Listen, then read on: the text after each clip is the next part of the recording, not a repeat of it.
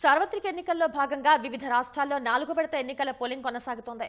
ఓటర్లు భారీగా క్యూలో నిలబడి ఓటు వేస్తున్నారు. పలువురు ప్రముఖులు ఓటు హక్కు వినియోగించుకుంటున్నారు. మధ్యాహ్నం 5 గంటల వరకు 96 నియోజకవర్గాల్లో 62.31% పోలింగ్ నమోదైంది. దేశవ్యాప్తంగా 96 నియోజకవర్గాల్లో ఓటింగ్ కొనసాగుతోంది. జమ్మూ కశ్మీర్లో ఉదయం నుంచే ఓటర్లు భారీగా బారులు తీరారు. తెల్లవారుజాము నుంచే భారీగా ఓటర్లు బారులు తీరటంతో ఈసారి జమ్మూ కశ్మీర్లో ఓటింగ్ శాతం పెరిగే అవకాశం ఉందని ఎన్నికల అధికారులు తెలిపారు.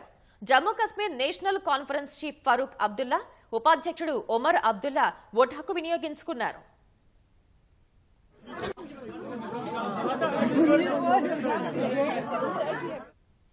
నాలుగో విడతలో పలువురు ప్రముఖులు ఓటు హక్కు వినియోగించుకున్నారు.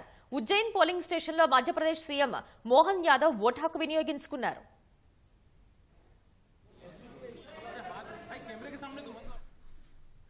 మధ్యప్రదేశ్లోని ఇందోర్లో ఓటు వేసేందుకు తెల్లవారుజాము నుంచే భారీ క్యూ ఉండడంతో అల్పాహారం అందించారు.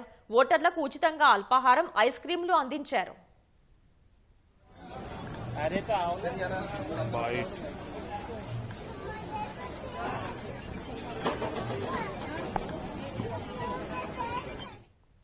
పశ్చిమ బంగాల్లో భాజపా టీఎంసీ శ్రేణుల మధ్య ఘర్షణ చెలరేగింది. దుర్గాపూర్లో ఇరు పార్టీల శ్రేణులు పరస్పరం దాడులు చేసుకున్నాయి. భద్రతా దళాలు ఇరు పార్టీల కార్యకర్తల్ని చెదరగొట్టి పరిస్థితిని అదుపులోకి తెచ్చారు.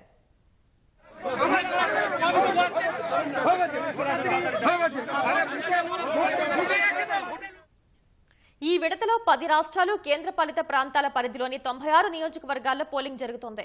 96 నియోజకవర్గాల్లో 42 ఏపీ, తెలంగాణలోనే ఉన్నాయి. ఈ విడతతో దక్షిణాది రాష్ట్రాల్లో పోలింగ్ ముగియనుంది.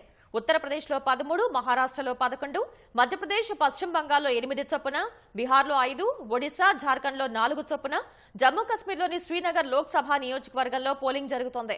2019 నుంచి జమ్మూ కశ్మీర్లో పోలింగ్ జరగటం ఇదే తొలిసారి. ఒడిశాలో 147 అసెంబ్లీ నియోజకవర్గాల్లో ఓటింగ్ కొనసాగుతోంది. 4వ విడత పోలింగ్ జరిగే నియోజకవర్గాల్లో కేంద్ర మంత్రులు గిరిరాజ్ సింగ్, అర్జున్ ముండా, లోక్సభలో కాంగ్రెస్ పక్ష నేతగా పనిచేసిన అధీర్ రంజన్ చౌదరి, తృణమూల్ నేత మహువా మొయిత్రా ఎన్నికల బరిలో ఉన్నారు.